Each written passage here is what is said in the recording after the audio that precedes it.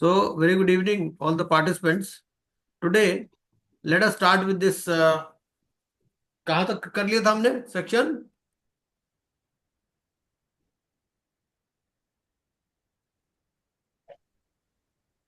कितने कर लिए थे हमने सेक्शन इसके?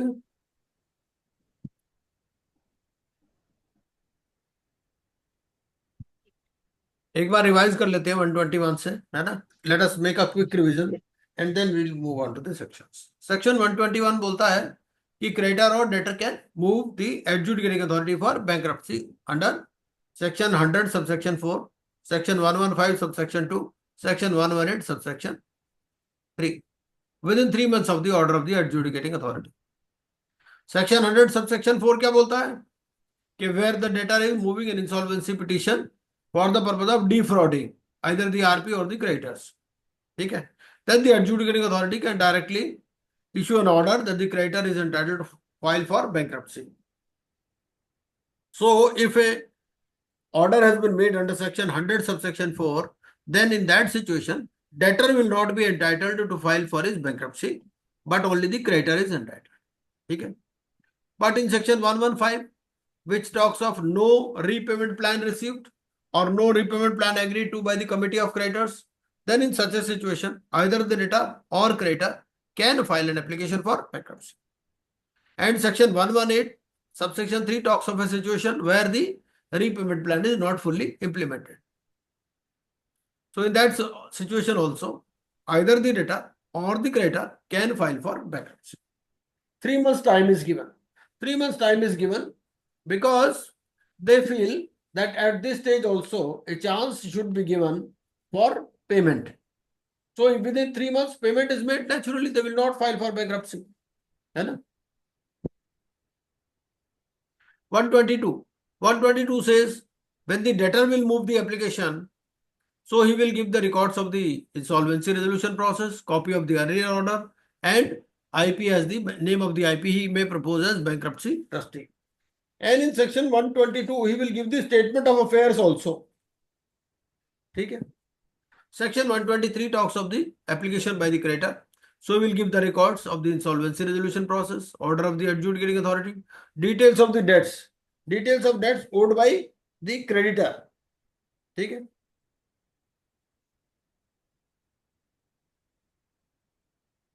Owed by the debtor to the creditor as on the date of the application.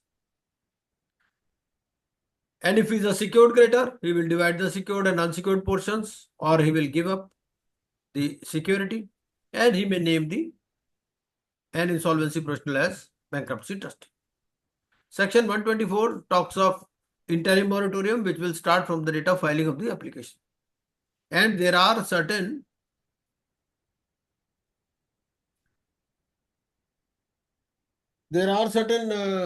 proceedings which cannot be taken up during the interim moratorium period also.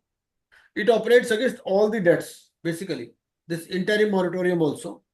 No pending legal action shall be deemed, can continue. So all pending legal action or legal proceeding shall be deemed to have been stayed, and the creditor shall not be entitled to initiate any legal action or legal proceeding against any debt. But other proceedings apart from the debt, they can continue. Section 125 says IP can be asked to become the bankruptcy trustee. ठीक है? And A will ask the board to confirm whether any disciplinary proceedings are pending. ठीक है? Within 7 days and within 10 days, board will revert or they may nominate a new one in case some disciplinary proceedings are pending. 125. 126 says that the adjudicating authority will pass the bankruptcy order within 14 days of the appointment of the IRP. 127 says bankruptcy order to be in effect till the debtor is discharged under section 138. Section 128 says that the estate of the debtor vests with the trustee and it shall be divided amongst the creditors and secured creditor to realize the security within 30 days of the commencement date. 129 says bankrupt to submit full financials within 7 days if the bankruptcy order is due to the application by the creditor. ठीक है? Section 130 says adjudicating authority to send notices to creditors within 10 days and issue public notice inviting claims. 131 says creditor shall register their claims within 7 days of the publication of the notice. 132, trustee shall prepare the list of all creditors with details within 14 days of the commencement date. 133 says trustee to call the creditors meeting within 21 days of the commencement date, and all creditors who are mentioned in the list which is prepared under section 132, they shall be called in the meeting. 134 says trustee convenes the creditors meetings and decides rules for conducting the meetings. 135, RP to determine the voting rights of each creditor and creditors who are not mentioned in the list of associates of the debtor, they are not entitled to vote. So associates are not entitled, and the creditors who are mentioned in the list, who are not mentioned in the list, they are not entitled for voting. 136, trustee to conduct administration and distribution as is given in chapter 5. 137 says on completion of distribution, trustee shall call the meeting of creditors and provide details and committee to approve within 7 days. 138 says trustee to ask the adjudicating authority for discharge order in 1 year of the commencement date or within 7 days of the approval of the committee of creditors, whichever is earlier. 139 says discharge order will discharge the debtor from all the bankruptcy debt. Here he is being discharged from the bankruptcy debt. 139 says so. And bankruptcy debt is also defined in section 79. So bankruptcy debt means any debt owed by him as on the bankruptcy commencement date and any debt for which he may become liable after the bankruptcy commencement date, but before his discharge order by reason of any transaction entered into before the bankruptcy commencement date, and any interest which is a part of the debt under section 171. So bankruptcy debt is different from excluded debt or qualifying debt. Okay? In case of repayment plan, he is discharged only from the qualifying debt, but here he is discharged from the bankruptcy debt. तो अनिल जी आपका क्या कहना है इसमें? Bankruptcy date में क्या excluded date भी cover हो जाएगा या नहीं होगा? 139 इफ वी रीड, अगर हम 139 पढ़ते हैं तो 139 क्या बोलता है? 139 says from all the bankruptcy debt, और बैंक्रप्सी डेट क्या है? ये हमारे को कहता है bankruptcy debt section 79 subsection 5, it says any debt owed by him as on the bankruptcy commencement date. इसमें सारे डेट आ गए, चाहे आपका क्वालिफाइंग डेट है चाहे एक्सक्लूडेड डेट है. उसके अलावा any debt for which he may become liable after the bankruptcy commencement date but before his discharge by reason of any transaction entered into before the bankruptcy commencement date. एक बार excluded date भी पढ़ लेते हैं. Excluded date कौन सा है? ये एक्सक्लूडेड डेट है.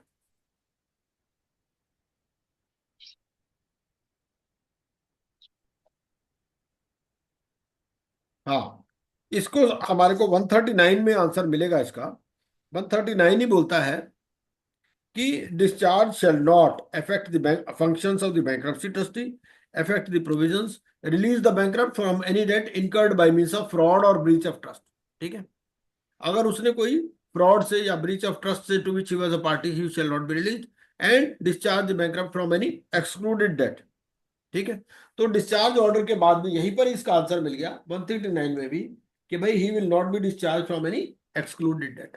तो चाहे उसका डिस्चार्ज ऑर्डर इशू हो जाता है फिर भी वो एक्सक्लूडेड डेट से डिस्चार्ज नहीं होगा. ठीक है जी, चलिए. 140, from the commencement date bankrupt is disqualified from assuming public office, from becoming trustee, from becoming elected to positions. ठीक है. 141 says bankrupt is restricted from acting in management of a company, working in corporate capacity, and keep all business associates apprised. Okay? Suppose you are an individual, you have given a guarantee for a loan, you are a partner in a partnership firm also. So you have to keep all your business associates apprised that you are undergoing this bankruptcy process. Okay? Section 142 says adjudicating authority can recall the order if it sees an error or if all debts and expenses have been discharged to the satisfaction. 143, trustee to perform his duties in compliance with code of conduct. 144, trustee's fees shall be in proportion to the bankruptcy estate. 145, Creditor committee may seek replacement of IRP through 75% majority, and adjudicating authority and board to nominate another bankruptcy trustee. Adjudicating authority will ask the board to give another name within 7 days. Board shall revert within 10 days, and adjudicating authority will appoint within 14 days. Okay. 146 says that the trustee can resign if he retires or he sees conflict of interest. And replacement should be done through the adjudicating authority and the board. और period वो 7 days, 10 days and 14 days. 147 vacancy in office of trustee. ठीक है, vacancy हो गई, कोई casual vacancy हो गई, death हो गया, कुछ इनकेपेसिटी हो गई, उस केस में. And old trustee to provide all information and cooperation to the new one. 148 says that the trustee shall be released through resignation, replacement or completion of bankruptcy process with effect from the date of the approval by the committee of creditors. ये हमारे थे 148 तक. 149 बोलता है कि trustee will investigate the affairs of the bankrupt, realize the estate and distribute the same. Section 150 बोलता है bankrupt has to assist in all manner information promptly in regarding increased income if any acquisition of property is there within 7 days. Okay.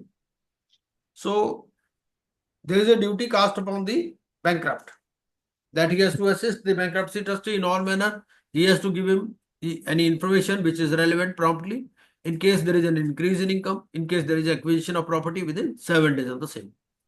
Okay. 151 says the trustee can hold property, he can make contracts, he can sue or be sued. All engagements, he can enter into all engagements for the estate of the bankrupt, power of attorney, deeds, etc. he can sign. Okay. 152 says trustee may sell, give receipts, rank and pay dividends, exercise redemption of property held by others, transfer as bankrupt can. Okay. 153 trustee takes approval of the committee of creditors to run business for winding up. Okay.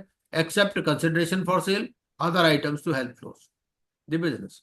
154 estate of the bankrupt vests with trustee immediately upon appointment without any need of conveyance, assignment or transfer. 155 estate of the bankrupt includes all property as on the bankruptcy commencement date. It gives him the power to handle it. And what is excluded, ये section 36 से मिलता जुलता है 155. ठीक है. If some property is held on behalf of others, that is excluded. Statutory dues, है ना, वो PF, ESI वगैरह, they are excluded, and others as may be notified. 156 bankrupt and is agent to deliver all property documents to the trustee. ठीक है. 157 says trustee to acquire control of all assets of the bankrupt. Actionable items also are assigned to him. 158 any disposition of property by bankrupt after application date, ठीक है, shall be void. तो इसमें क्या है, suppose an application for bankruptcy has been filed, ठीक है, 122 या 123 में, अगर any disposition of property by the bankrupt after the date of filing of application shall be void, ठीक है, even if purchased by the other party in good faith. 159 says trustee can claim any after acquired property. ठीक है, suppose that bankruptcy trustee comes to know that certain property has devolved upon the bankrupt, ठीक है, or he has acquired some property, so he has to give notice to the bankrupt within 15 days of coming to know about the same, है ना. And in case he is not able to give notice within 15 days of coming to notice, then with the approval of the adjudicating authority, he can claim it after 15 days also. Section 160 trustee can disclaim any onerous property even after he has exercised control over the same, even if he has endeavored to sell it, है ना, with 75% approval of the committee of creditors, and loser can become creditor to the extent of the loss. Okay. 161 notice is not required if an interested person approaches for disclaiming and IRP does not revert in 7 days. Okay. 162 talks of leasehold property. Leasehold interest cannot be disclaimed without notice to all concerned with no objection in 14 days. 163 disclaimer can be challenged by the interested party under any liability, who is under a liability, if is an interested party or occupant of a residential property. ठीक है. 164 trustee can ask the adjudicating authority to declare any undervalued transaction. Look back period is 2 years, and it shall be void unless proven they were in normal course of business. 165 trustee can ask the adjudicating authority to declare any preferential transactions void and deemed to be one if counterparty is an associate. So in case of an transaction with an associate, it is a deeming fiction that it is a preferential transaction. ठीक है. Section 166. If 164 or 165 transactions in good faith and not with associates, no claims against counterparty. 167. Similarly, for any extortionate credit transactions, look-back period is 2 years. Counterparties of contracts entered into before the bankruptcy commencement date can apply to A for discharge of obligations under the same. 169. Proceedings continue as normal even despite the fact of death of the bankrupt. ठीक है. Bankruptcy proceeding एक बार शुरू हो गई, उसके बाद में चाहे बैंक्रप्ट की डेथ हो जाए फिर भी ये कंटिन्यू रहेंगी. ठीक है. 170. Trustee shall continue administration upon the bankrupt's death, shall regard proper funeral and testamentary expenses. ठीक है. तो ये इनका प्रायोरिटी सेम रहेगा as secured creditors. Surplus shall be given to the legal heirs. 171. Trustee to ask all creditors to provide proof of debt with details within 14 days of preparing the creditors list. ठीक है. 30 days are given to prove the security interest. 172. Options available to the secured creditor. So if the secured creditor realizes the security on his own, so he will produce proof of balance or he will surrender the security to the trustee. In that case, he shall submit proof of the entire debt. 173. It talks of set off. So mutual transactions between the creditor and bankrupt only before the bankruptcy commencement date to be set off and only balance made part of the estate. 174 says trustee can distribute interim dividend if sufficient funds are there, taking care of any future eventualities and expenses. 175 can distribute or divide any property amongst creditors in existing form if it is difficult to dispose, but for this approval of COC is required. 176. After possible realization of the estate, trustee shall give final dividend with notice. 177. Creditor who had not proven his debt earlier may receive dividend from any leftover and he will get balance before any further dividend is distributed. 178 talks of the priority of payment. So first of all, the costs and expenses. ठीक है. उसके बाद में workman dues for 24 months plus secured creditor. Along with this, if any funeral and testamentary expenses are there, then employees dues for 12 months, government dues, all unsecured debts and interest since the bankruptcy commencement date. So this is the order of payment, which is something similar to section 53. उसके बाद में ये हमारे फिर 179 says that the adjudicating authority for individuals and partnership firms is the DRT. Appellate authority is DRAT. When 180 says no civil court or authority has jurisdiction. 181 says appeal against DRT to be filed before DRAT within 30 days and DRAT may allow further extension of 15 days. 182 appeal against DRAT to be filed in Supreme Court within 45 days and Supreme Court may allow 15 days extension. And section 183 says if application is not disposed of within the period stipulated, then the adjudicating authority will examine and may extend for 10 days. 184 to 187 talks of penalties. एक बार bankruptcy की ना case study कर लेते हैं और उस case study के through जितने भी हमने आज 2 केस स्टडी करेंगे और उन 2 केस स्टडी के थ्रू हम लोग पूरा कोशिश करेंगे कि पूरा बैंक्रप्सी प्रोसेस हमें समझ में आ जाए. ये है जी केस स्टडी. ठीक है. तो ये केस स्टडी मैंने खुद ही बना रखी है और इस केस स्टडी में काफी सारे पॉइंट्स हमने इंक्लूड किए हुए. ठीक है. अब देखिए केस स्टडी जो आपको आ सकती है ना, वो दोनों तरह से आ सकती है. सबसे पहला एक तो सिचुएशन ये दे सकता है वो कि देयर इज एन इंडिविजुअल और there is a partnership firm which has taken a loan. ठीक है. उसमें कंपनी का कोई रेफरेंस नहीं आएगा. ठीक है. अगर कंपनी का कोई रेफरेंस नहीं आएगा तो फिर उसके लिए रेगुलेशंस और रूल्स तो है नहीं हमारे पास. ठीक है. वो सेक्शंस पर ही क्वेश्चन सेट करेगा. उस केस में अगर वो आपसे एडजुडिकेटिंग अथॉरिटी पूछता है तो वो डीआरटी है. ठीक है. लेकिन अगर पर्सनल गारंटर है तो उस केस में जो एडजुडिकेटिंग अथॉरिटी वो एनसीएलटी. ये इतना हमारे को ध्यान में रखना है. पहली बात तो ये है. अब जैसे ये केस है, इसमें क्या है, लोन लिया है कंपनी ने और पार्टनरशिप फर्म ने गारंटी में भी अलग अलग हो सकता है. गारंटी में एक तो सिचुएशन वो हो सकती है जिसमें एक इंडिविजुअल ने गारंटी दी है जो कि पार्टनरशिप फर्म में भी पार्टनर है. उसमें सिचुएशन डिफरेंट है। एक दूसरी सिचुएशन क्या हो सकती है कि पार्टनरशिप फर्म ने गारंटी दी है या पार्टनर ने गारंटी दी है ऑन बिहाफ ऑफ फर्म, ठीक है ना। तो ये चीज इस तरह से अकॉर्डिंगली जैसे केस स्टडी आएगी हमें उसको वैसे ही हैंडल करना है। अब ये जो केस स्टडी है इसमें क्या है, loan has been taken by the company and the firm partnership firm has stood as guarantor, ठीक है। तो Amar Akbar Anthony private limited having its registered office at Chennai availed loan facility from PNB to the tune of 100 crores. The loan was backed by a personal guarantee of the firm Amakar and Company, which had Amar Akbar and Anthony as its partners. Since Amar Akbar Anthony Private Limited is a software company, PNB decided to file the application against the firm Amakar and Company under Part 3 of the code. Okay. The repayment plan was not adhered to, and an application was moved by PNB jointly with SBI for bankruptcy of the firm Amakar and Company. ठीक है, तो पहले इतने को ही हम discuss कर लेते हैं। सबसे पहले तो ये है कि who had taken the loan in this case, loan किसने लिया था?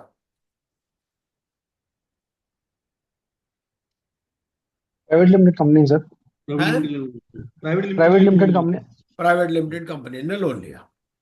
तो उसका जुरिस्डिक्शन क्या होगा? एनसीएलटी। एनसीएलटी। गारंटर कौन था इसमें? जो पार्टनरशिप कंपनी है, पार्टनरशिप फर्म है अमाकर एंड कंपनी, ठीक है। नाउ अभी क्या है बोला है, ये बोला है कि it is a software company, this private limited company is a software company, तो PNB decided to file the application against the firm Amakan and Company under Part 3. Now, whether this firm can say that first you exhaust your remedy against the private limited company, why you are coming to us? No, sir. Right. Because the liability of the guarantor is coextensive with that of the borrower. Okay. Now it is open to the creditor whether to proceed against the borrower or against the guarantor. So they have directly moved against the guarantor, to which there is no bar. Now, once they have moved an application against the guarantor, whether the interim moratorium shall operate against the firm or partners also? Both, right. And whether the moratorium will also operate against the firm and partners both or only firm? Both, sir. Both, sir. हाँ, ठीक है जी। तो यहां तक तो clear है। Now application was moved by PNB jointly with SBI. So whether joint application is allowed? Yes, sir. Okay. Whether PNB can move singly also? Yes, sir. Yes. What is the default amount? This is 1 crore, sir. 100 crore, sir. No. 100 crore है इसमें। Minimum default. 1 crore, sir. 1 crore, sir. For filing the application. 1 crore, sir.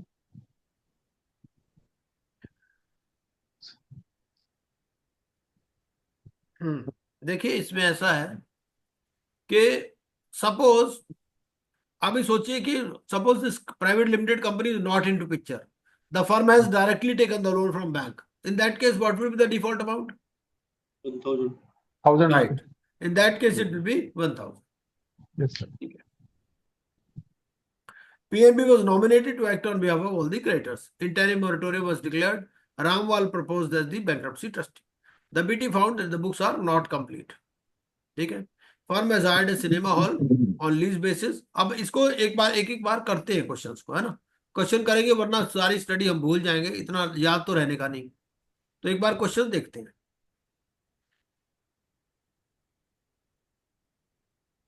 अच्छा, will the moratorium, ये तो हमने देख ही लिया। Will the moratorium be applicable to guarantor अमाकर एंड कंपनी?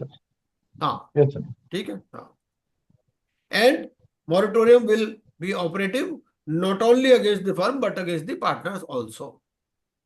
ठीक है। Suppose a partner has taken an individual loan. Suppose a partner has taken housing loan. ठीक है। Now ये तो फर्म ने गारंटी दे दिया। अब इसमें पार्टनर है एक अमर, ठीक है। मान लीजिए अमर ने हाउसिंग लोन ले रखा है, तो in that situation whether that company which has given the housing loan, whether he can proceed against Amar or not, this is the question.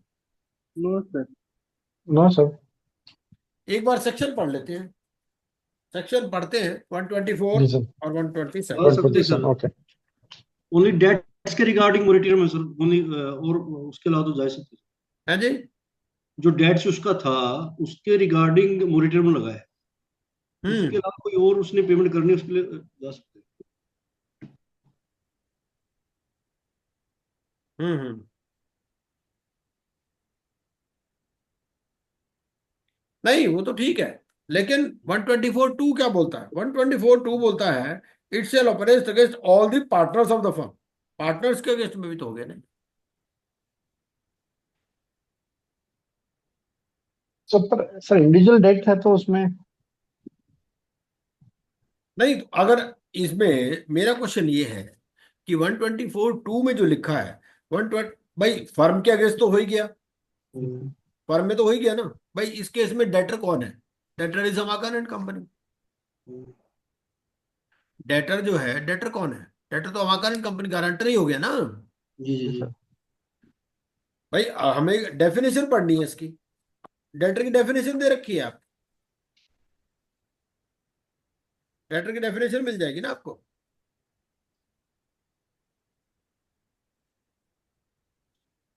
Bankruptcy में देख लेते हैं, बैंक्रप्सी में मिलनी चाहिए डेफिनेशन।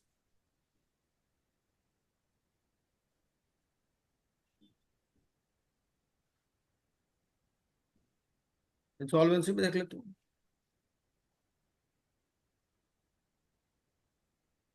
कॉर्पोरेट डेटर है। Corporate debtor means a corporate person for whom the guarantor has given A personal guarantee. और guarantor की डेफिनेशन देख लेते हैं।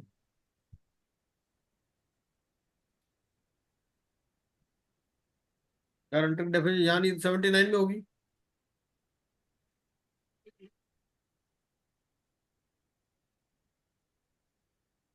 इसमें Will the नहीं है। moratorium be applicable to current crop? तो क्वेश्चन हमारा ये है, पर्सनल गारंटर की डेफिनेशन है या application to adjudicating authority rules में है? वाह,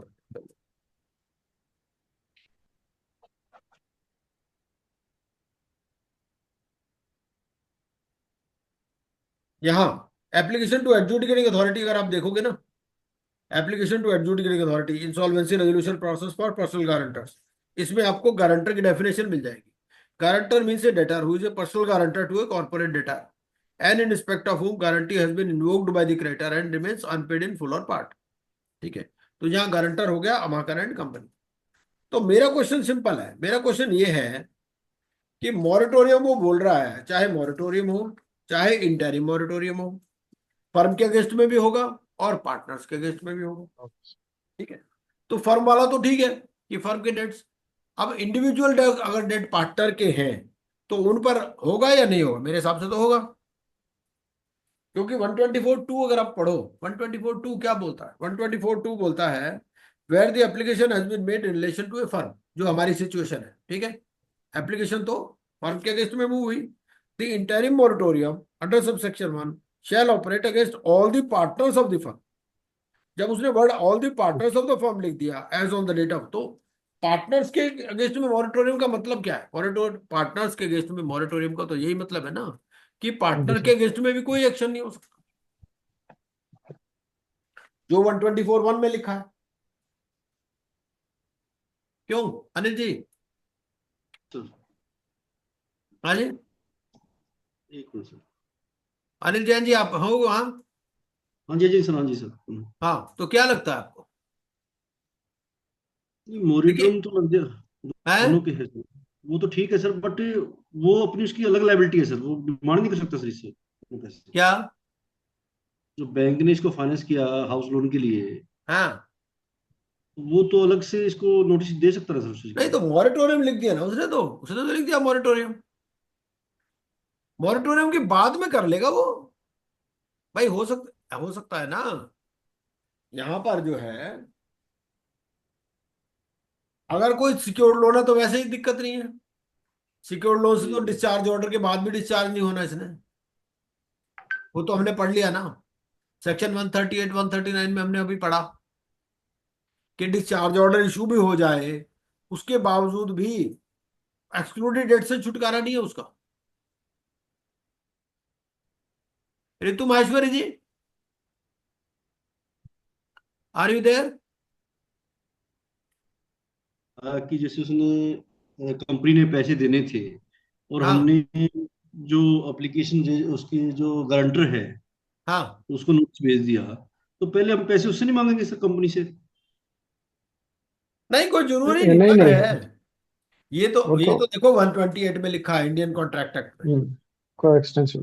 भाई कंपनी कंपनी के पास कुछ है ही नहीं तो वो क्यों कंपनी पे माथाफोड़ी करेगा? उसको पता है इनकी तो पर्सनल प्रॉपर्टी भी है, मॉर्टगेज है, तो ये जल्दी डर के पैसे देंगे। कंपनी के अगेंस्ट कुछ है ही नहीं, मिलना ही, कंपनी में कोई एसेट्स ही नहीं है, सॉफ्टवेयर कंपनी है, क्या मिल जाएगा उससे?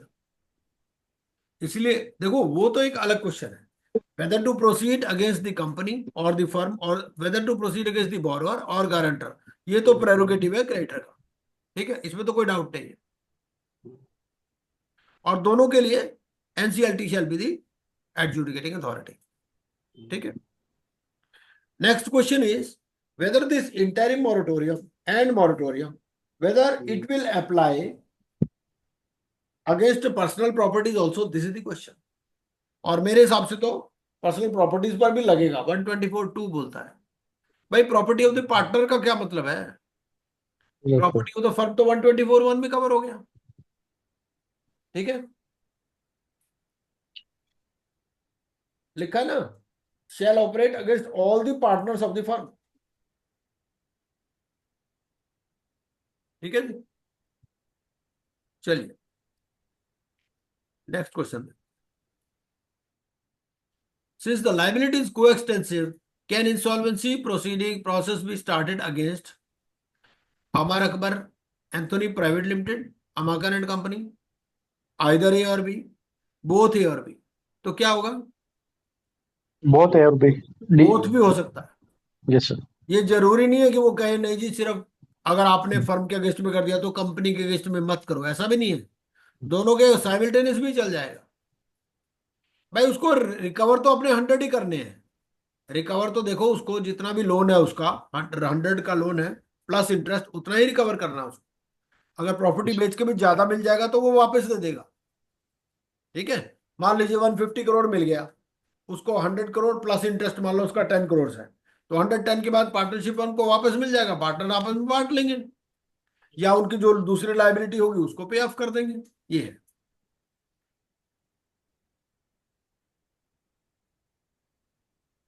तो it can be started against both company as well as the guarantor simultaneously. ऐसा कोई बार नहीं है कि पहले एक के अगेंस्ट में रेमेडी एग्जॉस्ट करो फिर दूसरे। अच्छा, Ramlal was propose as the bankruptcy trustee, तो यहां पर क्या है, यहाँ ऑप्शनल है। वर्ड क्या लिखा है? मे। ठीक है, वो लिखता है द डेटर मे। 122 में लैंग्वेज क्या यूज की? डेटर मे प्रपोज। और 123 में क्या बोला? 123 में बोला द क्रेडिटर मे प्रपोज। ठीक है, तो दोनों में it is not optional, it is not mandatory, तो ऑप्शनल है उसको। वो देगा तो ठीक है, नहीं देगा तो बोर्ड से पूछ कर अपॉइंट कर देंगे। जी। अच्छा, बुक्स कंप्लीट नहीं है। अगर और बुक्स दिन कंप्लीट नहीं है तो कितने दिन के अंदर बुक्स कंप्लीट करनी है?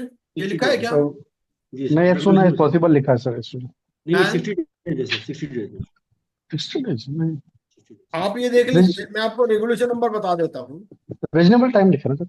है, नहीं वो उसमें है, वो उसमें सर, उसमें लिक्विडेशन की बात लिक्विडेशन में, करें। लिक्विडेशन में। यहां पर आप देखो regulation number 6 sub regulation 1। Okay. मैं पढ़ रहा हूँ बैंक्रप्सी, ये IBPI bankruptcy process for personal guarantors to corporate debtor regulations 2019, और रेगुलेशन नंबर है इसका 6 सब रेगुलेशन 1। तो बोलता है shall get them completed and brought up to date within 60 days of the bankruptcy commencement। ठीक है जी, जी सर। हाँ, तो 60 डेज का पीरियड है। PNB will make an application of bankruptcy, individually कर सकती है, ज्वाइंटली कर सकती है, कैसे कर सकती है? दोनों कर सकते हैं सर। दोनों हाँ, कर सकते हैं सर। दोनों। उसके बाद ऑप्शन है, तो सेक्शन 121 में लिखा हुआ, सेक्शन 121 बोलता है ये made by A creditor individually और ज्वाइंटली विद अदर क्रेडिटर्स। ठीक है, दोनों ऑप्शन। अच्छा, सपोज CIRP प्रोसेस और liquidation process is pending against A corporate debtor before, मान लो प्राइवेट लिमिटेड कंपनी का पहले चल रहा होता, ठीक है। अब आपने इंसॉल्वेंसी रेजोल्यूशन या लिक्विडेशन या बैंक्रप्सी लगानी है कॉर्पोरेट गारंटर या पर्सनल गारंटर की, तो ये कहां पर फाइल करनी है? NCLT sir. NCLT पे फाइल करनी है, ठीक है। ये सेक्शन 60 सब सेक्शन 1 आपका बोलता है। अगर मान लो फर्म ने डायरेक्टली लोन लिया होता, कंपनी होती नहीं बीच में, तो क्या हो, तो कहाँ फाइल होती? DRT sir. फिर DRT में, ठीक है। अब अगर डायरेक्ट एप्लीकेशन के लिए भी रूल्स और रेगुलेशंस नहीं आए हैं, रूल्स और रेगुलेशंस किसके लिए आए हैं? सिर्फ personal guarantors to corporate debtor के लिए, ये ध्यान में रखना है। लेकिन आपको केस स्टडी ऐसी भी आ सकती है, केस स्टडी ऐसी आ सकती है कि इंडिविजुअल ने डायरेक्टली लोन लिया है बैंक से, उसमें कोई गारंटी का जिक्र नहीं होगा। अगर गारंटी का जिक्र नहीं है तो फिर उसमें इसमें DRT होगी, एडजुडिकेटिंग अथॉरिटी, है ना। अच्छा, if repayment plan was not completely implemented, तो कौन से सेक्शन में एप्लीकेशन फाइल होगी? 118। 118 से तो ट्रिगर होता है, आपको फाइल तो 121 में ही करनी है एप्लीकेशन। अच्छा, इस केस में क्या होता है कि इन केस ऑफ इंडिविजुअल्स या पार्ट 3 में, जैसे वहां पर क्या है पार्ट 2 में, दी जो आपका मैनेजमेंट है ना, board of directors, they are deemed to have vacated their office, ठीक है। यहां पर क्या है, they may appoint the bankrupt also to supervise after getting the approval of committee of creditors, section 153I। 153 क्या सेक्शन है? 153 ऐसा ही है जैसे यहाँ पर 28 है सेक्शन, ठीक है। तो 153 talks of situations where the approval of committee of creditors is required, ठीक है। तो 153I if we read, it says appoint the bankrupt, तो bankrupt को भी अपॉइंट कर सकते हैं to supervise the management of the estate of the bankrupt or any part of it, carry on his business for the benefit of his creditors, assist the bankruptcy trustee in administering the estate of the bankrupt। तो यहां इसने बोला, ये cinema hall भी चला रहे थे, ठीक है। तो सिनेमा हॉल चलाने के लिए इन्होंने कहा he appointed Anthony to supervise, तो कर सकते। अब इसके ऊपर एक और सवाल पूछ सकता है, क्या उसको कुछ रिमनरेशन मिलेगा? मिलेगा सर। हाँ, क्योंकि वर्ड क्या यूज किया? अपॉइंट किया, इसने अपॉइंट किया एंथनी, ठीक है। मतलब ये या तो खुद चलाओ भाई, अगर खुद चलाओगे तो खुद से रिमनरेशन मिलेगा उसको, खुद से भी तो बैंक्रप्सी ट्रस्टी को तो मिलना ही है ना रिमनरेशन, और अगर ये चलाता है तो भी देना पड़ेगा।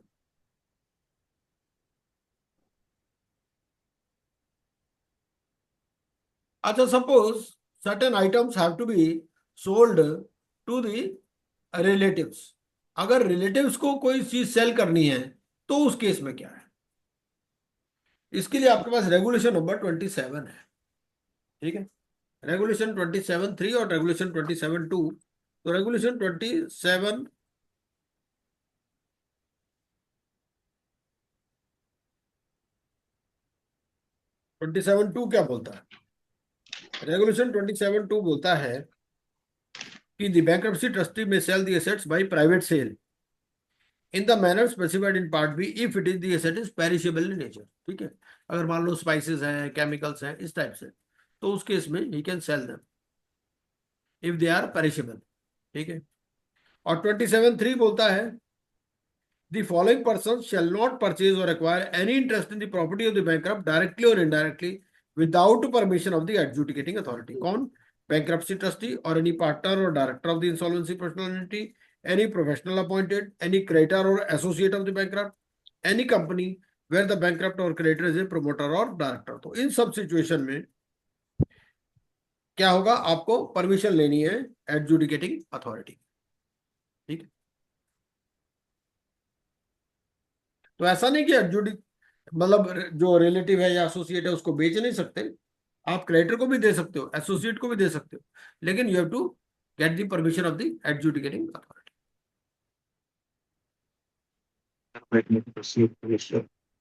Whether the bankruptcy application will be filed against Amar Akbar Anthony Private Limited or personal guarantor which had Amar Akbar and Anthony as its partners, ठीक है। तो उस केस में इन्होंने they have chosen to file it against the firm, because it मतलब जो company है उसके पास कोई एसेट्स तो है नहीं। ठीक है। Value of the property as per registered value is valuer A 5 crore, valuer B 8 crore. अच्छा, अब ये देखिए कि this regulation talks of certain property, ये जो है आफ्टर एक्वायर्ड प्रॉपर्टी की बात करता है। ठीक है। तो इस केस में क्या हुआ, the father of Amar expired and left property worth ₹10 crore, of which Amar was the sole legal heir. ठीक है। However he secretly disposed of the property without the knowledge of the BT. अब हमें देखो ध्यान में रखना है हमारे को कि जो पार्टनरशिप फर्म है, ठीक है,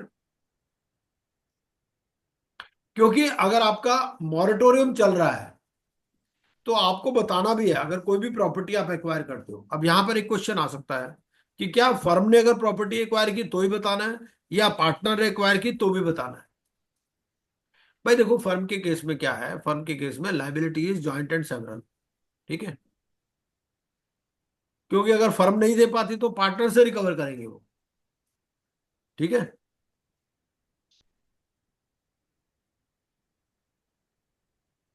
However, he secretly disposed of the property without the knowledge of the bankruptcy trustee.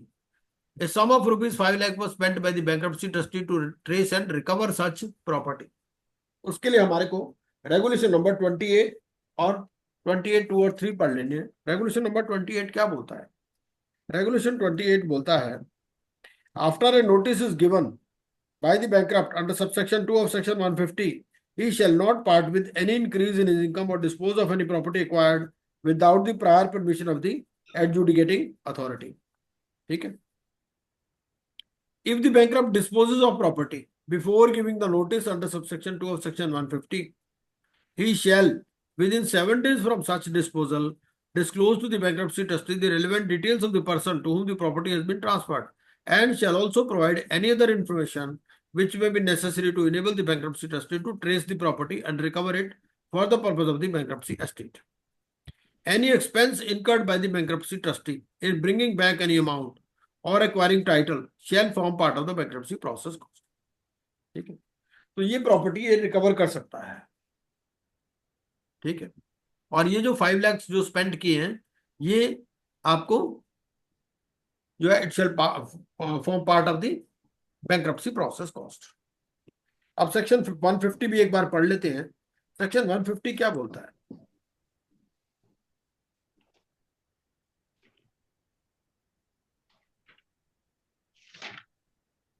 Section 150 बोलता है,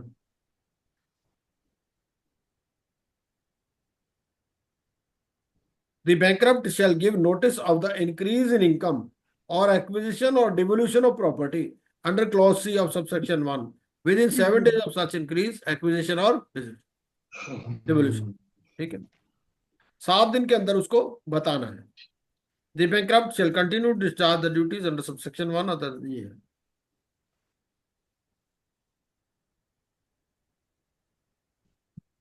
ठीक है।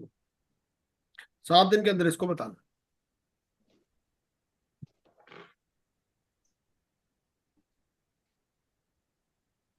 एसबीआई, अच्छा एक रेगुलेशन नंबर 31 पढ़ते हैं इसका। रेगुलेशन नंबर 31 क्या बोलते हैं? रेगुलेशन 31 ऐसा ही है जैसे हमारा वहां पर लिक्विडेशन में नहीं है सिक्योर्ड क्रेडिटर के राइट, वैसा मिलता जुलता ही है। तो ये रेगुलेशन क्या बोलता है? ये रेगुलेशन ये बोलता है कि सबसे पहले तो ये इंडिकेट करेगा, एक बार रेगुलेशन 31 पढ़ते हैं। रेगुलेशन 31 बोलते हैं, a secured creditor who seeks to realise his security shall intimate the bankruptcy trustee of the price at which he proposes to realize the asset. ठीक है। एसबीआई ने क्या कहा? एसबीआई ने कहा कि हम रियलाइज करना चाहते हैं 10 करोड़ पे। ठीक है। 131 सब रेगुलेशन 2 क्या बोलता है? The bankruptcy trustee shall attempt to identify a buyer willing to purchase the security at a price higher than the price intimated under sub regulation 1. ठीक है। And the asset shall then be sold to such buyer if any at the higher price by the secured creditor. SBI ने बोला 10 crore, bankruptcy trustee ने बोला हमारे पास buyer है 12 करोड़ का। ठीक है।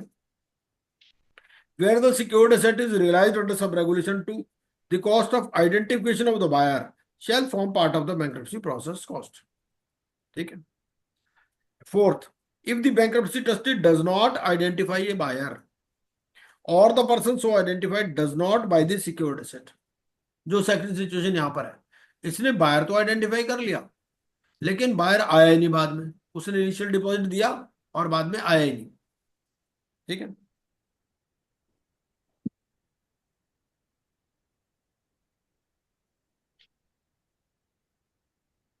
The secured creditor may realize the secured asset in the manner it deems fit, but at least at the price intimated under sub-regulation. ठीक है. तो जो उसने 10 का बताया था प्राइस, 10 पर ही वो रियलाइज करेगा. And shall bear the cost of identification of the buyer. ठीक है. तो ये जो cost of identification of the buyer है, ये कॉस्ट ऑफ मार्केटिंग कंसल्टेंट भी जो है वो एसबीआई ही बियर करेगा. ठीक है. Where secured creditor realises security and the amount realized is in excess of the debts due to the secured creditor, such creditor shall tender such excess to the bankruptcy trustee. ठीक है.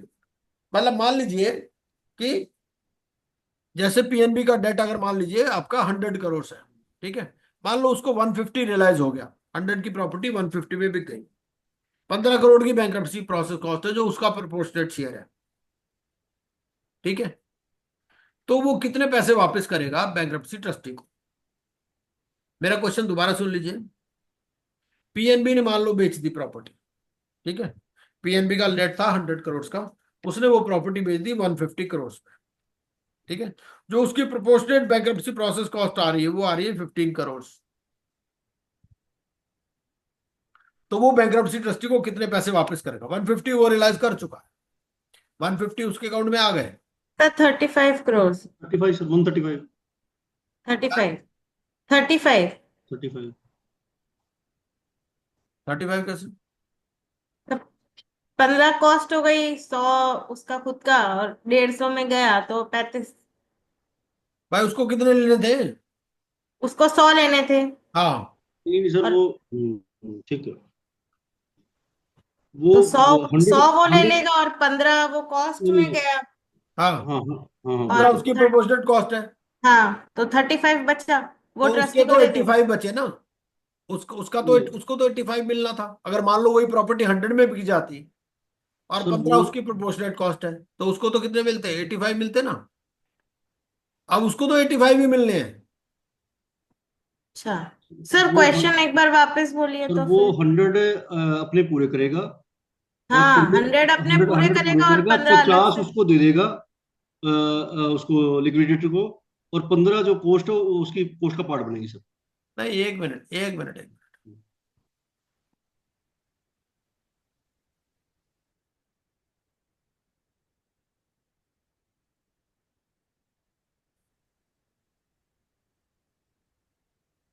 ये है जी. ठीक है, एक मिनट.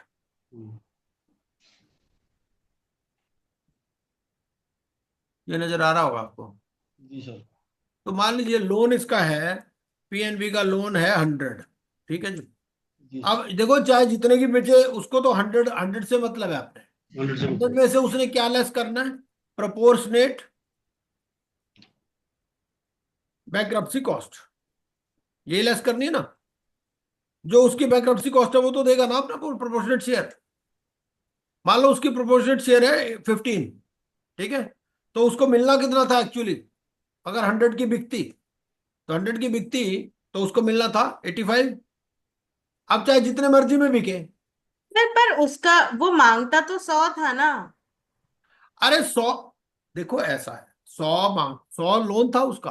ठीक है. 100 में से अगर मान लीजिए सारे सिक्योर्ड क्रेडिटर हो, हम्म. सब अपना अपना बेच करके चले जाए, तो ये क्या गुरुद्वारे जाएगा बैंक्रप्सी ट्रस्ट? हाँ सर, ओके, गॉट इट. इसकी फीस तो कोई देगा ना. Okay sir, got it. ना वो तो कहेंगे भाई हमने अपना पैसा ले लिया तुम जाओ, ऐसा तो नहीं हो सकता ना. ये कितने बैठा हुआ बेचारा, ओके. इसके पैसे तो देने, इसका प्रोपोर्शनेट शेयर तो उसको देना ही है ना.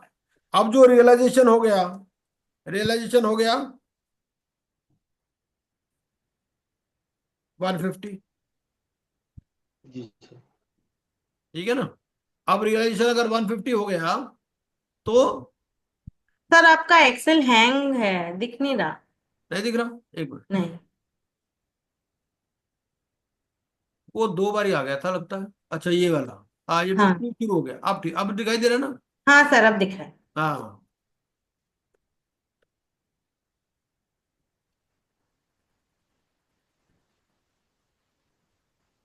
तो रियलाइजेशन है इसका 150। हम्म।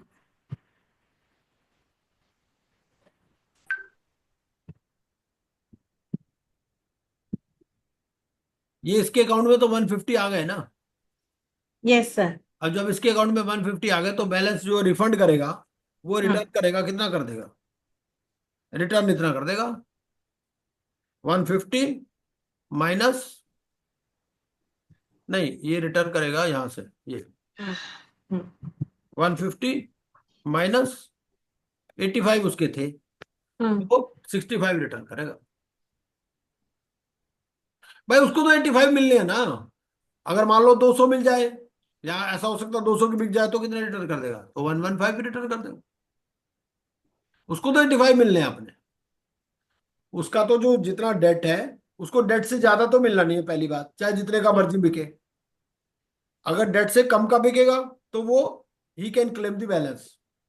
अगर मान नहीं लीजिए, सर, अगर उसको कम मिले तो भी उसमें से बैंक्रप्सी कॉस्ट लेस होके उसको तो मिलेगा। बिल्कुल बिल्कुल वो तो होना ही है। ओके। अब मान लीजिए ठीक। रियलाइजेशन अगर 80 हुआ, ओके। है ना। तो उसको 80 में से 15 तो प्रोपोर्शनेट कॉस्ट, और उसको फिर 65 ही हाँ तो मिलेगा। 80 हो गए ना। 80 हम्म। का रिलेशन तो उसने रख ही लिया, 5 और क्लेम, हम्म। 85 चाहिए ना उसको तो। हम्म।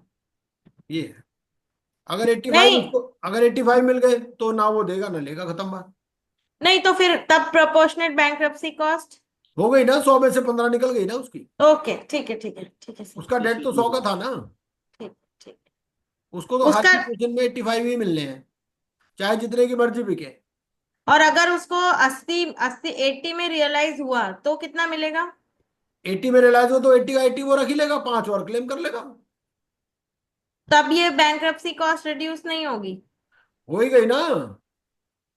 नहीं, पर पैसे तो 80 आए ना, तो फिर उसको कॉस्ट कहाँ गई? तब तो वो तो किसी को मिला ही नहीं। नहीं ऐसा है।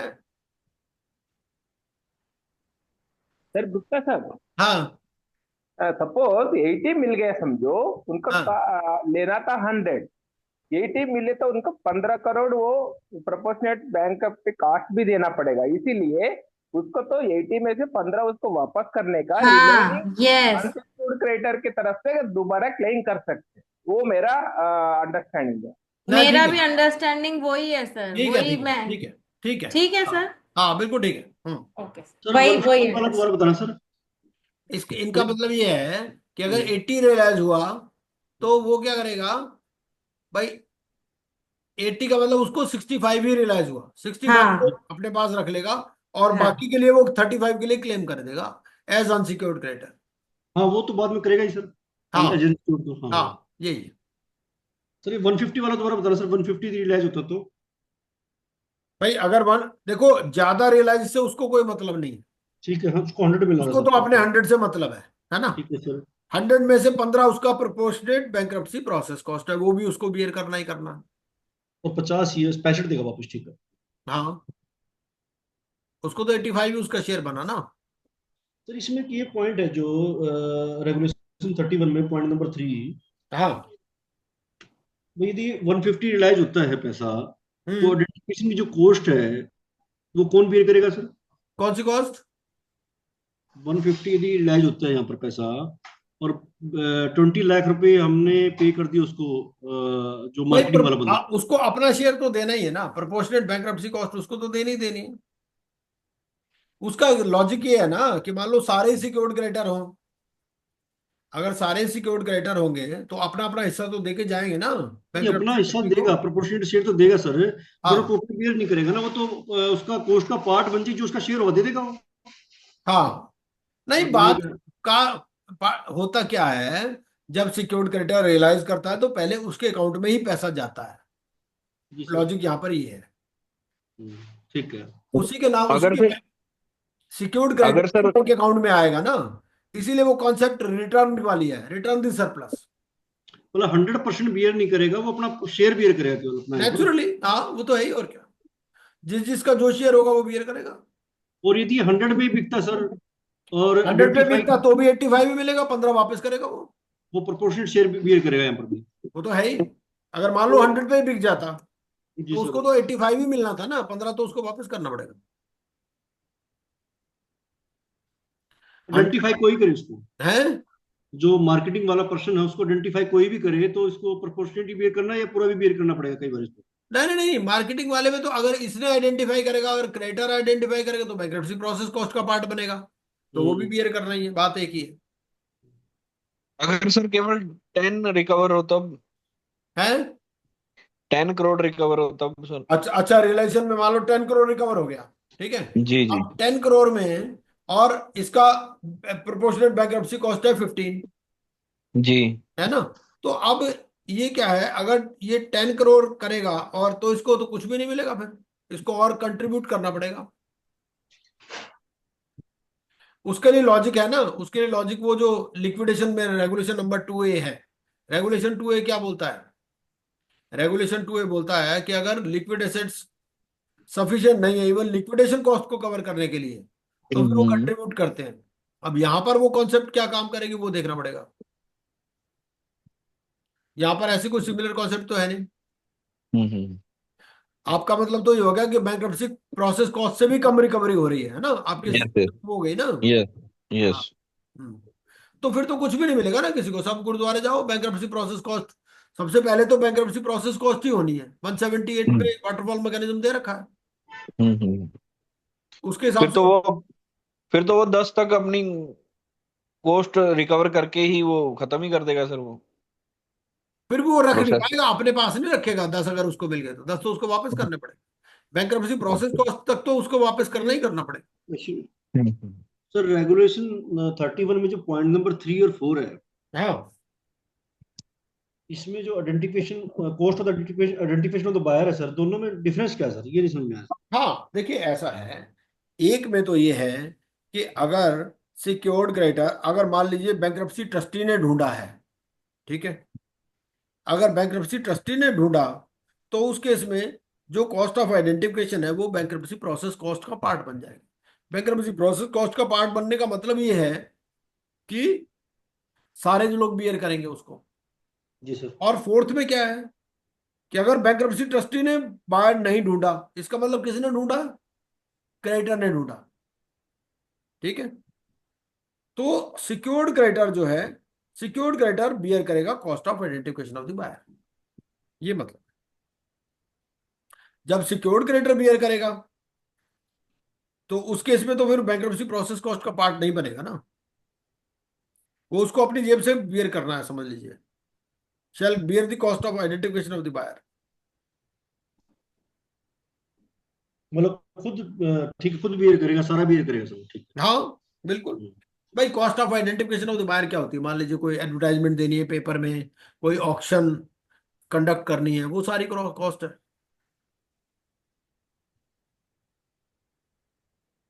Cost of identification of the buyer, identification of the buyer क्या है? आइडेंटिफिकेशन ऑफ बायर तो वही है, आपका पेपर वगैरह की जो कॉस्ट होगी, न्यूज़पेपर में जो एडवर्टाइजमेंट वगैरह देगा उसकी कॉस्ट है, वो उसको बियर करनी है, सिक्योर्ड क्रेडिटर को।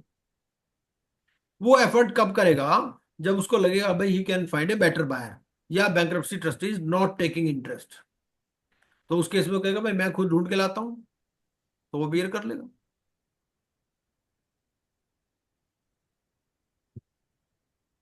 देखो 15 तक अगर बिकेगा ना, 15 तक तो उसको देना ही देना है। 15 तक अगर बिकता है तो उसको तो कुछ भी नहीं मिलना, फिर 15 का 15 उसको रिटर्न करना पड़ेगा बैंक्रप्सी ट्रस्टी को। अगर 15 से ऊपर अगर वो मिलता है उसको, मान लीजिए 20 मिल गया, है ना, तो वो 5 अपने पास रखेगा, 15 उसको वापस दे देगा, और बाकी 95 के लिए दोबारा लाइन में लग जाएगा वो।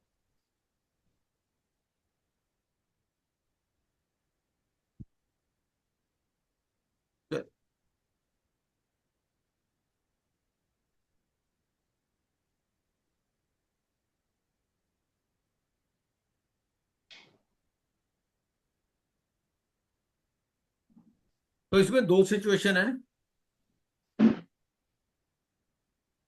अगर बैंक्रप्सी ट्रस्टी ने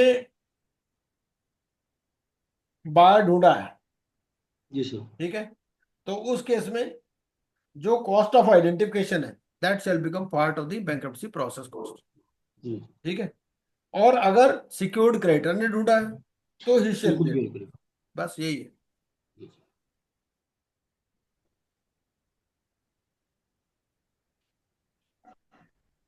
अच्छा, रिगार्डिंग ट्रैवलिंग अब्रॉड, तो ट्रैवलिंग अब्रॉड पे क्या रिस्ट्रिक्शन विद परमिशन जा सकता सर। है? विद परमिशन या हाँ, with permission he can go. तो ये हमारा सेक्शन में दिया हुआ है ये, जी इसके लिए रेगुलेशन में नहीं है, आपको सेक्शन में ही जाना है कि 141 सेक्शन 41(1)(f) बोलता है कि he shall not be permitted to travel overseas without the permission of the adjudicating authority। अच्छा, क्या इंसॉल्वेंसी प्रोसेस में भी ऐसी कोई रिस्ट्रिक्शन है क्या? No no no sir. हाँ। और नहीं। फास्ट ट्रैक में है क्या? नहीं सर। फास्ट ट्रैक में, फ्रेश स्टार्ट में। फ्रेश में है सर, है। हाँ, तो फ्रेश स्टार्ट में है।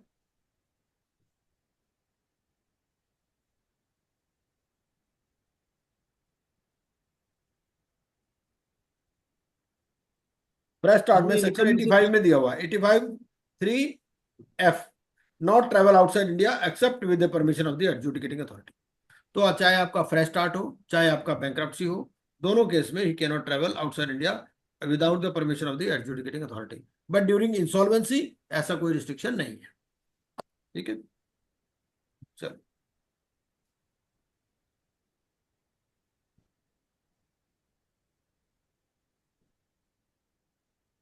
तो कैन ही अपॉइंट, यस, है ना। तो आप इसके लिए उसको परमिशन लेनी है 153(i). Suppose he wants to appoint the bankrupt, so he has to take the permission of the committee of creditors. Now, while bankruptcy proceedings were going on, Anthony expired. His legal representative had claimed a sum of rupees 1 lakh towards funeral and testamentary expenses. Allowed sir. तो ये इसको मिल जाएंगे। और ये कहां पर इसका payment कहां पर आएगा? With secured creditor. ठीक है। आफ्टर द कोई लिमिट तो नहीं है सर इसकी कोई भी? हाँ, ये 178 इसको हमें पढ़ना है, 170 subsection 2 along with 178। While administering the estate of a deceased bankrupt, the bankruptcy trustee shall have regard to the claims by the legal representatives of the deceased bankrupt to payment of the proper funeral and testamentary expenses incurred by them. The creditors, the claim under subsection 2 shall rank equally to the secured creditors in the priority provided under section 170।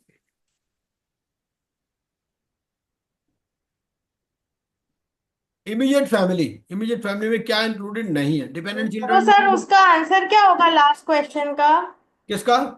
इसका can he इसमें claim a sum of 1 lakh? हाँ, yes. और ये जो है this shall be paid in priority 178 में along with secured creditor, पहले पैसू चार्ज है अलॉन्ग विद सिक्योर्ड क्रेडिटर। सबसे पहले तो बैंक्रप्सी प्रोसेस कॉस्ट देनी है, उसके बाद में सिक्योर्ड क्रेडिटर। और ये सिक्योर्ड क्रेडिटर में भी 178 में क्या है? There is no distinction between those who have relinquished their claims और those who have not relinquished. सबके लिए एक ही जगह है वो। एक ही जगह सर। हाँ। Okay sir. इमीडिएट फैमिली में डिपेंडेंट चिल्ड्रन तो इंक्लूड है कि नहीं? है सर। डिपेंडेंट पेरेंट्स भी इंक्लूड है, डिपेंडेंट ब्रदर जी। Sister no sir. ये नहीं। नो। ठीक। On examination of the books, it was revealed that one of the properties belonging to the firm had been transferred to the daughter or wife of Akbar at market value. तो whether it can still be considered as preferential transaction? आपने market value पर कोई transaction की है, ठीक है, तो क्या तभी भी वो प्रेफरेंशियल मानी जा सकती है? The answer is yes, if it is done with an associate. ठीक है। और ये daughter of wife of Akbar जो है ये एसोसिएट है। तो 165 सबसेक्शन 7 इसका आंसर देता है। 165 सबसेक्शन 7 कहता है कि for the purpose of subsection 6, if a person is an associate of the bankrupt other than by reason only of being his employee at the time when the preference was given, it shall be presumed that the bankrupt was influenced in his decision under that subsection। तो dimming fiction है वहां पर। ठीक है।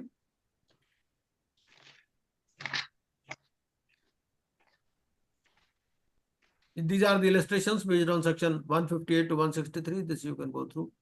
इसको पढ़ लेंगे तो क्लैरिटी हो जाएगी आपको काफी। ये फिर क्वेश्चन है ऑन प्रायोरिटी 178। ये case study on mode of sale. ये सिर्फ जैसे जैसे लिक्विडेशन में है ना, सेम है बिल्कुल, कोई फर्क नहीं है इसमें। ये पीरियड स्पेसिफाइड का चार्ट दे रखा हमने, और इसके बाद ये ऑफेंसेस एंड पेनल्टीज का चार्ट है।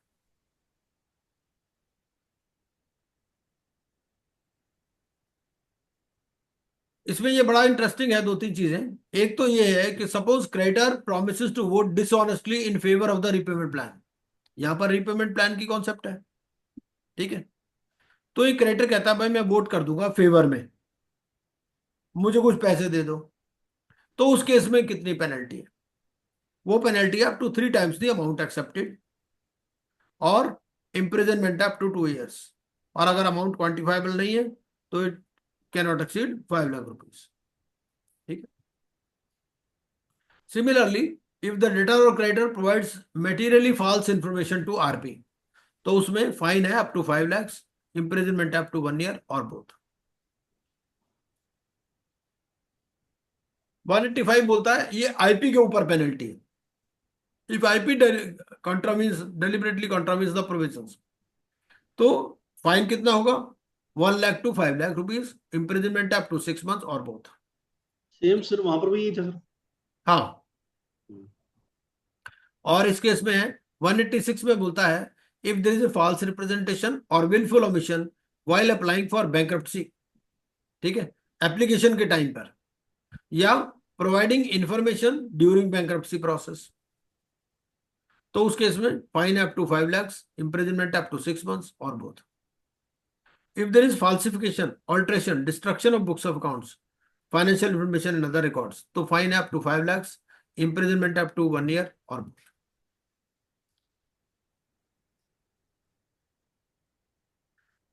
In case there is a contravention of restrictions placed on or disqualification of the bankrupt or restrictions on the bankrupt, fine up to 5 lakhs है। जैसे मान लो बाहर चला गया अगर वो, तो उस यहाँ पर कवर हो जाएगा, ठीक है।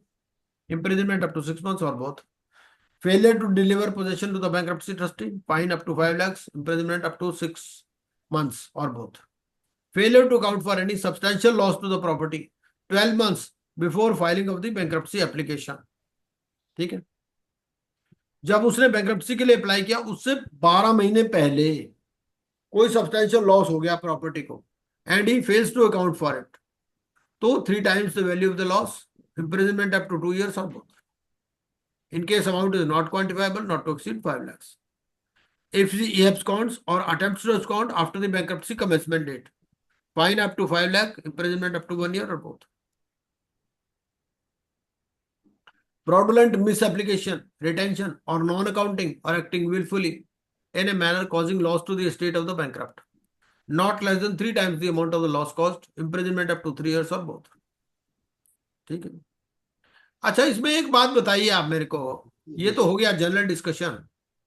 अब एक दो बातें जनरल डिस्कस कर लेते हैं कि suppose the bankruptcy proceedings have started against the partnership firm, ठीक है।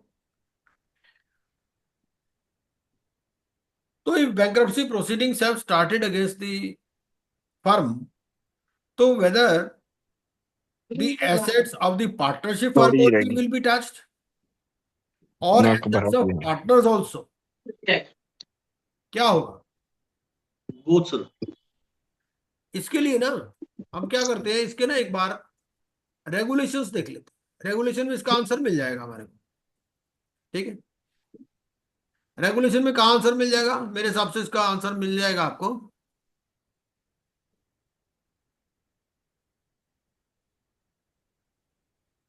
फॉर्म्स में मिल जाना चाहिए। इंसॉल्वेंसी रेजोल्यूशन प्रोसेस रेगुलेशंस,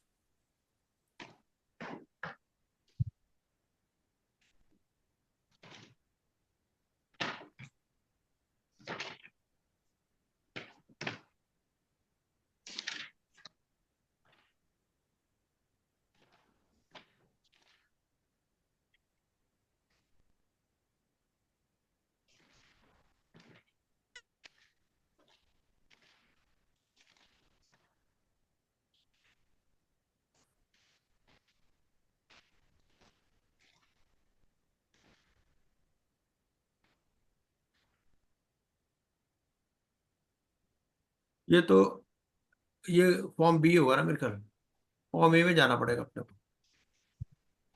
ये फॉर्म बी है, बल्कि हमें एप्लीकेशन टू एडजुडिकेटिंग अथॉरिटी में जाना पड़ेगा, यहाँ मिल जाएगा।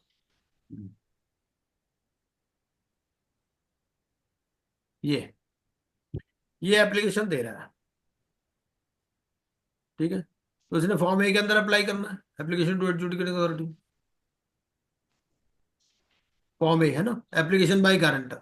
अब गारंटर अगर एप्लीकेशन दे रहा है, गारंटर यहाँ पर कौन है, फर्म है, तो मेरा क्वेश्चन ये है कि क्या जो पार्टनरशिप पार्टनर्स है उनके एसेट्स भी यहाँ पर आएंगे या नहीं आएंगे।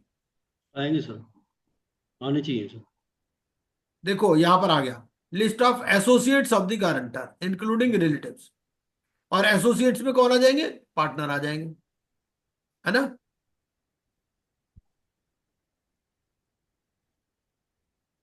List of assets of the guarantor and immediate family as on the application date.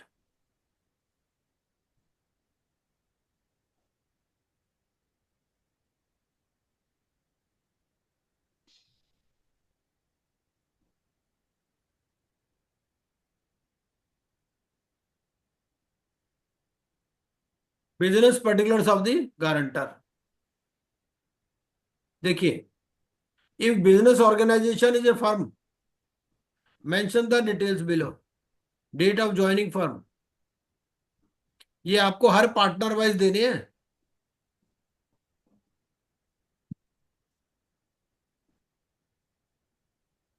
Capital subscription कितना है, प्रॉफिट शेयरिंग कितना है, ये लिखता है नीचे, particulars of debt creditor wise.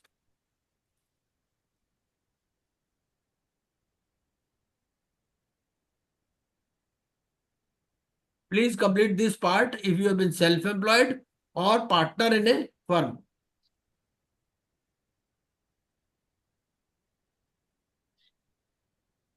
If not, go to part 3.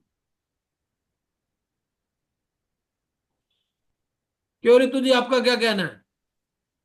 Sir इसमें सर इसलिए भी आएगा यस जो सर। क्या suppose guarantee has been given by a partnership firm. जी sir. So my question is whether assets of the partner will also need to be disclosed or not, या सिर्फ firm के assets disclose करने हैं। Sir I think yes, because partnership में तो jointly and severally उनका responsibility होती है। एजेंसी रिलेशनशिप है सर। क्योंकि अगर partnership firm is not able to repay the debt, तो पार्टनर्स की फिर पार्टनर्स के ऊपर लायबिलिटी आएगी। लायबिलिटी आएगी। और सेक्शन 178 भी कुछ ऐसा सा जिक्र करता है। 178 नहीं, आगे है 179, ये 178 में जिक्र है, एक बार 178 पढ़ लेते हैं दोबारा। Yes sir.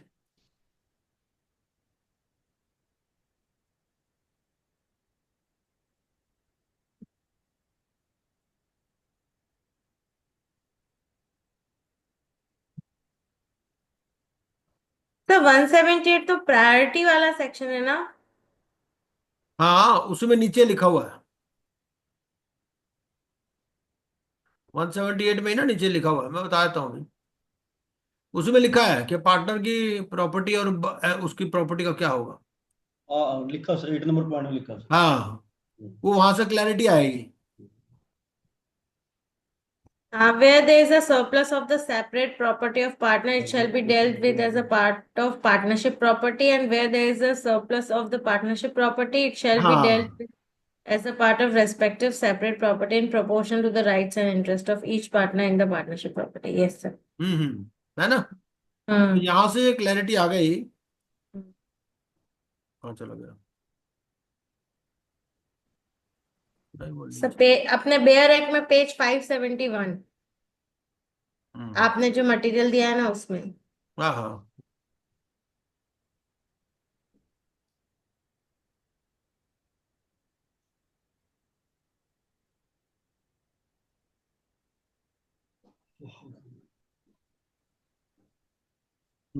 ये हम्म। तो यहां से क्लैरिटी आ जाती है इस बात पे। वो क्या कहता है, in case of partners the partnership property shall be applicable in the first instance in payment of partnership debts, ठीक है, and the separate property of each partner shall be applicable in the first instance in payment of his separate dates.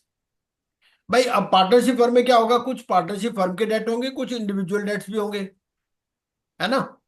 ऐसा जो है, जैसे अभी हम housing loan की बात कर रहे थे, तो अगर पार्टनरशिप फर्म के पहले पार्टनरशिप डेट से पेमेंट होगी, अगर पार्टनरशिप डेट से पेमेंट नहीं हो पाती फिर पार्टनर्स के प्रॉपर्टी भी उसमें आएगी।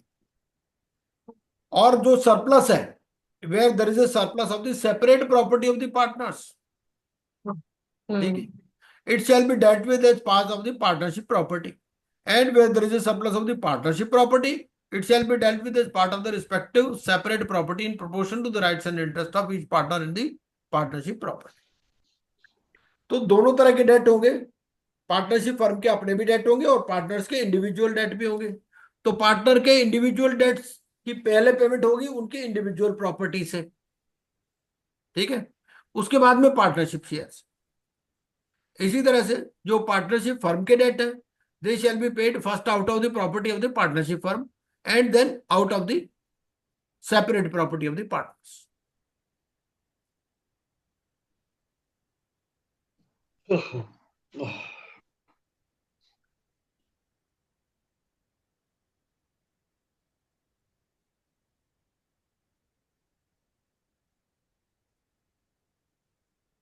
और किसी का कोई क्वेश्चन है तो ले लेते हैं, नहीं तो फिर बाकी